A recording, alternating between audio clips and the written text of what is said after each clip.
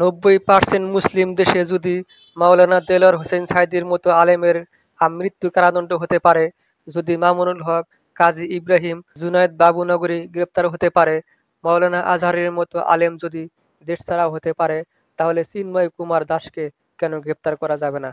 বাংলাবাই, মুফতি হান্নান, শায়েখ আব্দুর রহমান এদের মতো আলেমদের জঙ্গি অপবাদে যদি মৃত্যুদণ্ড হতে পারে, তাহলে চিন্ময় কুমার দাশকে রাষ্ট্রদ্রোহের মামলায় কেন গ্রেপ্তার করা যাবে না? বাংলাদেশের আইনকে উপেক্ষা করে সনাতনী জাগরণের মুখপাত্র ভারতের হস্তক্ষেপ চেয়ে চিঠি দিয়েছে ইসকন। এরপর চিন্ময় কুমারকে গ্রেপ্তার ও জামিন বাতিলের ঘটনার নিন্দা জানিয়েছে ভারত সরকার। সনাতনী জাগরণের মুখপাত্র কর্তৃক ভারতের হস্তক্ষেপ চাওয়ার চিঠি থেকে প্রমাণিত হয় যে ইসকন বাংলাদেশে জঙ্গিবাদী কার্যক্রম পরিচালনা করে সরকারকে ব্যর্থ করতে চায়। আওয়ামী লীগকে পুনর্বাসন করতে ভারত ইসকনকে ব্যবহার করতেছে, আর ইসকন সাধারণ সনাতনী ধর্মীয় মানুষকে ব্যবহার করতেছে।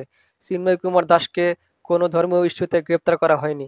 চিন্ময়কে চট্টগ্রামে বাংলাদেশের জাতীয় পতাকাকে অবমাননা করে গেরুয়া পতাকা উড়ানোর অপরাধে রাষ্ট্রদ্রোহের মামলায় গ্রেপ্তার করা হয়েছে। এই মামলার সাথে সনাতনী ধর্মের কোনো ইস্যু জড়িত নয়। রাষ্ট্রদ্রোহী অপরাধী চিন্ময়কে গ্রেপ্তারের পর শেখ হাসিনাকে পুনর্বাসনের জন্য ভারতের ফাঁদে পা দিয়েছে বাংলাদেশের কিছু হিন্দু সম্প্রদায়। ভারত মিডিয়াগুলো মিথ্যা ও বানোয়াট তথ্য প্রচার করে রাষ্ট্রদ্রোহের বিষয়টি সনাতনী ধর্মীয় সেন্টিমেন্টাল এবং আবেগে রূপান্তরিত করে দিয়েছে। ভারতের সেই মিথ্যা আবেগে গা ভাসিয়ে দিয়েছে বাংলাদেশের হিন্দু সম্প্রদায়। ধরে নেওয়া যাক, একজন সনাতনী আরেকজন সনাতনী ব্যক্তিকে হত্যা করলো। হত্যাকারীকে পুলিশ ধরার পর সে বলল, আমি সনাতনী সংখ্যালঘু। তাহলে কি সেই নিহত ব্যক্তি জীবিত হয়ে যাবে? না, হবে না।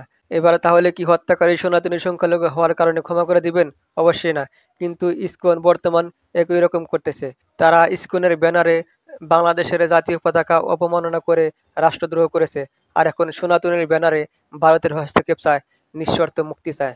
যেমন উট পাখিকে উঠতে বললে সে বলে আমি উট, আবার পিঠে বোঝা নিতে বললে তখন উট পাখি বলে আমি তো পাখি। বর্তমান হিন্দু সম্প্রদায়ের অবস্থা ঠিক এরকমই হয়ে গেছে। তারা বাংলাদেশের নাগরিক হয়ে অপরাধ করে, রাষ্ট্রদ্রোহ করে, তাদের অপরাধের বিচার করলে বলে আমরা সংখ্যালঘু হিন্দু। তখন তারা যে এই দেশের নাগরিক এটা ভুলে যায়।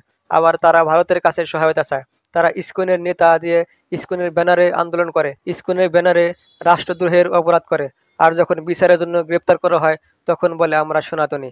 এইভাবে তারা সনাতনী ধর্মকে ব্যবহার করে ইসকনের ব্যানারে ভারত ও আওয়ামী লীগের ষড়যন্ত্রের মূল হাতিয়ার হয়ে দাঁড়িয়েছে। বাংলাদেশকে স্বৈরাচার মুক্ত করতে প্রায় 2000-এর বেশি ছাত্র জনতা শহীদ হয়েছে এবং 30,000-এর বেশি আহত হয়েছে। অনেকে হাত, পা, চোখ হারিয়ে এখনো হাসপাতালে কাতরাচ্ছে। অথচ তখন এই উগ্রবাদী সংগঠন ইসকন মুখে কুলু পেটে বসেছিল।